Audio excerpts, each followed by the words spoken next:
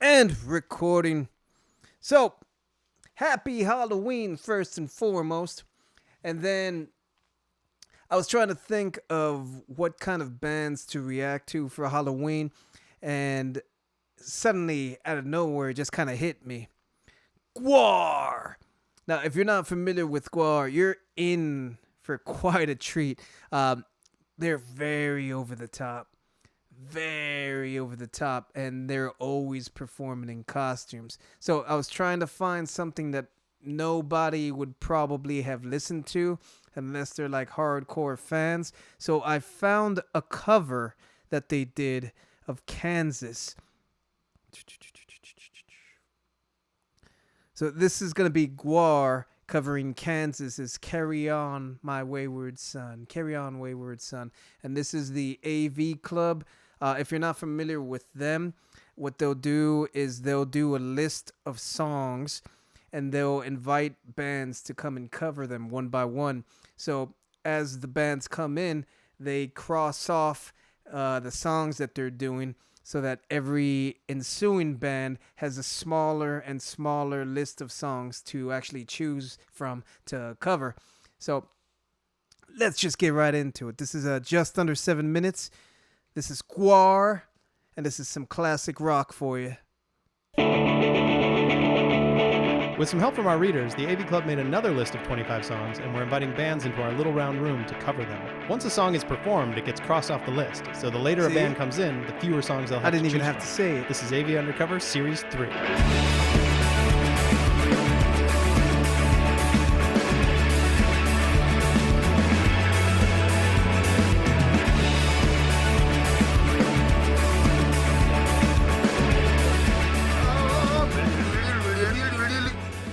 We are the epitome of an art rock band, so it's Can we get on with this shit?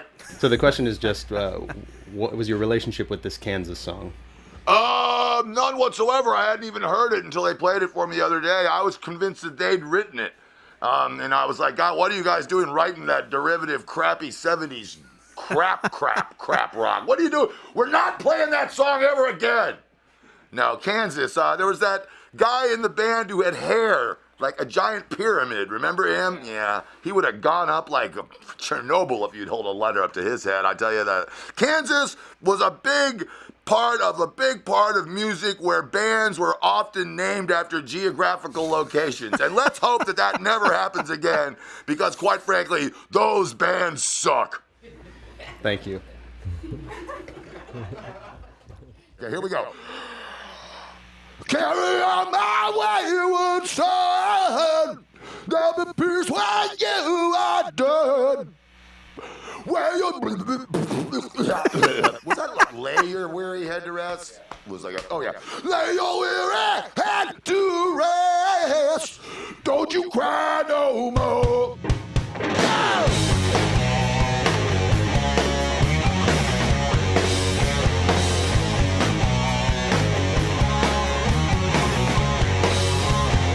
All those cauldrons.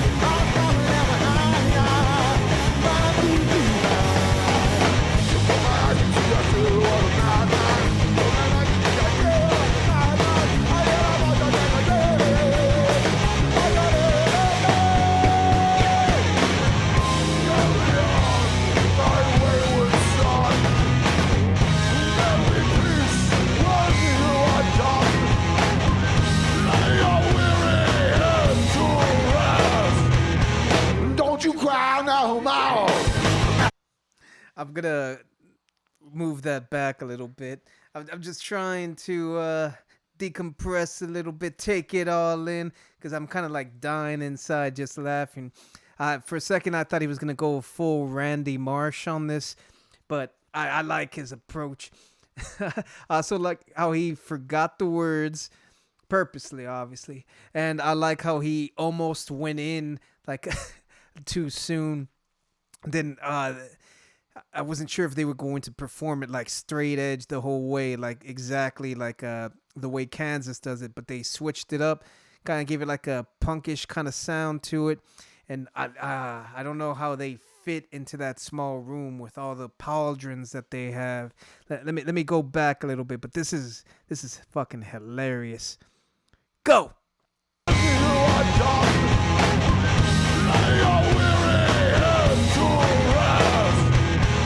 Don't you cry no more.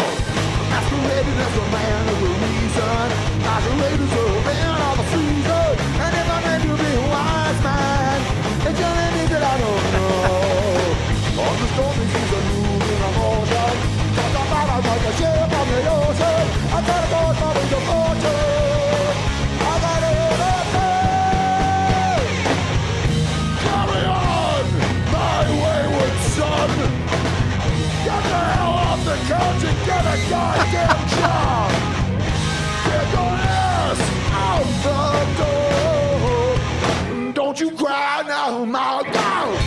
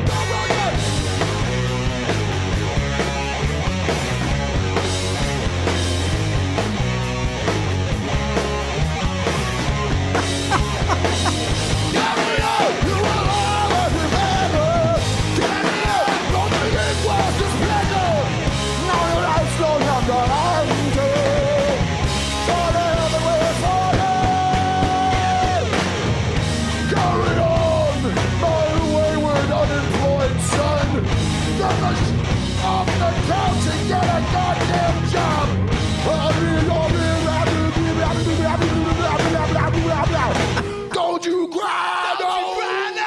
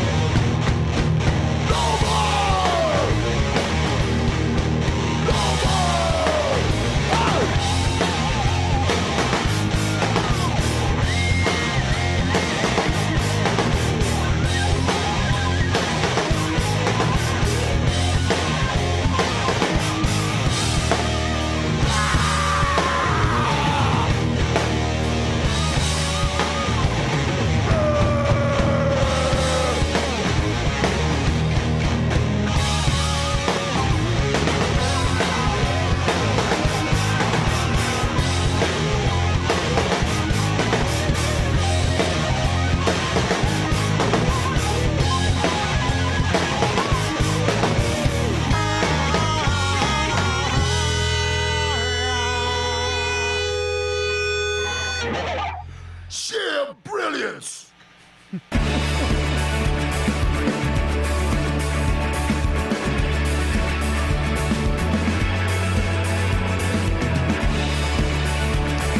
Sheer brilliance.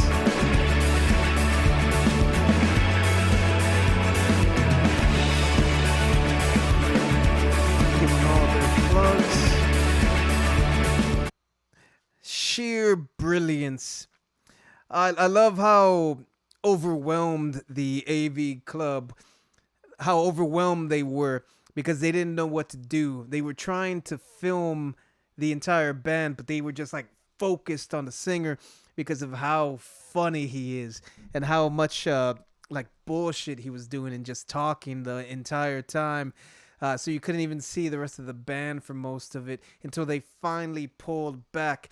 And then once they did, and they had that secondary camera angle, you just see that he has his giant hog where he's just banging it against the actual microphone stand the entire time, which is probably why the first cameraman didn't know what to do, because he was just probably either cracking up or just very confused.